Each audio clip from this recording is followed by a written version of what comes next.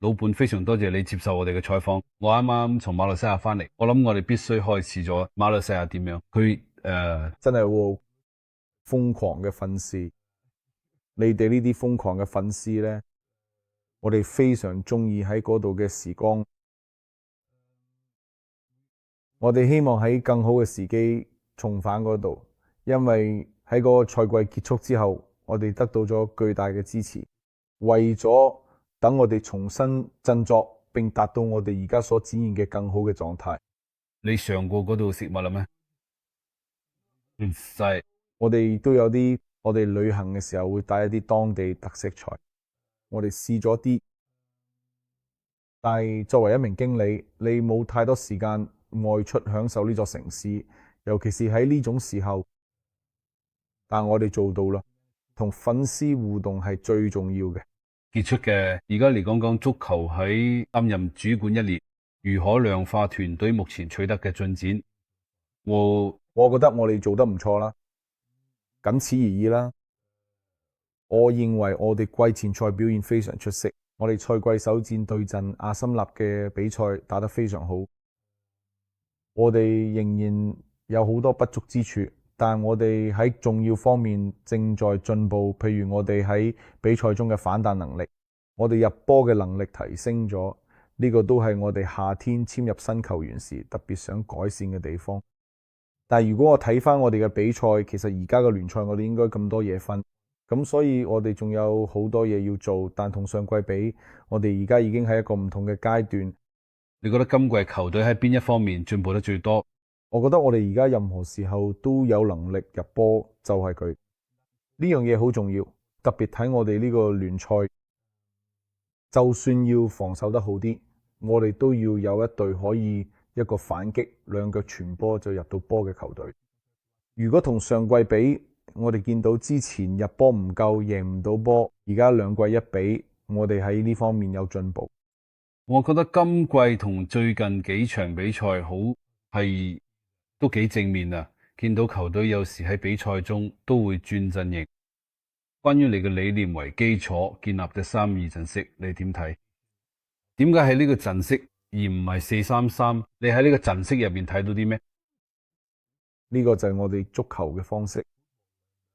我覺得最基本就係要同球員解釋我哋點樣踢波，你一定要有個起點。而我哋嘅3-4-3做起點，可能因為我哋起腳時多數用3個人，所以我諗球員嘅防守時已經企近進攻時嘅位置。呢啲細節咧，其實其他領隊都一樣。我哋一開始會用一個陣式做起點，但最終都係靠球員輪換同球隊嘅動態去分勝負。其實就係佢哋特別就係普通陣式啫，但可能同大部分其他球隊都唔同。我上季去咗好多場比賽，你成日都企喺場邊，由頭到尾都不停嘅指揮球員。你覺得而家球隊係咪更加明白你想佢哋做啲咩咁樣？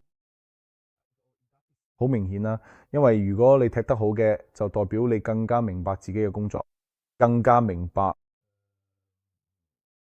我覺得我哋今季有多啲時間去訓練，你都冇得出嚟。但係我俾指示嘅科有競爭力，成隊波都進步咗。卡塞米羅本賽季表現非常出色。如果俾你指出一件起到決定性作用嘅事情，咁會係咩嘢？咁卡塞米羅嘅心態，即使贏得咗5座歐冠獎盃，參加過好多聯賽，效力過國家隊，所有呢啲職業生涯都結束咗，佢仍然喺度不斷進步。佢仍然能夠學習，能夠理解我想以不同嘅方式比賽。或許呢個同佢以前玩嘅遊戲有啲唔一樣。佢有呢種心態同埋謙虛，佢明白到佢需要尊重呢一點。佢真係好聰明，好有經驗。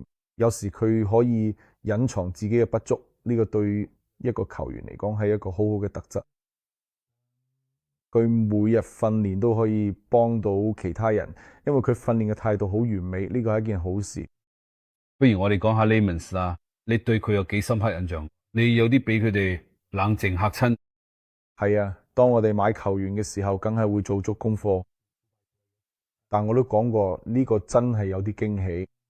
守門員位置所承受嘅壓心帶俾成隊波，對我嚟講都算係一個小小嘅驚喜。我唔會話係每個人都冇，但我意思係冇。作為領隊，我哋問題承認呢件事對我嚟講真係有啲驚喜啦。De Ligt 今季都係你其中一個表現最突出嘅球員，成日都主動迎接壓力，踢得好進取。呢啲係佢自己嘅踢法，定係你特別要求佢哋做？我覺得我對每個球員嘅要求都差唔多。當然啦，我明白每個球員咧都有唔同嘅特質，我哋要因應呢啲特質去安排球隊陣容。但我覺得佢而家表現得真係幾好，可以再進步。不過佢防守嘅方式，佢帶俾球隊嘅感覺，為球隊帶嚟力量同埋比賽嘅強度，有時佢會嘅對方禁區度逼搶，所以我對呢點真係好滿意。但係我都知道，有時我會推動球員再進步。不過我覺得佢仲可以踢得更加好。而家我想講下翼位嘅位置，你對翼位有咩要求？同翼鋒比起嚟又有咩唔同？有時要好似佢哋去防守，進攻時又要好似翼鋒咁，所以你要好全面先得。跟住就要睇球隊嘅需要。我成日都同球員講呢樣嘢，你唔係踢嘅，你係踢翼鋒。如果我哋控球，你就翼鋒，所以唔好輸波。所以呢個係佢哋作為球隊要一齊作出嘅選擇。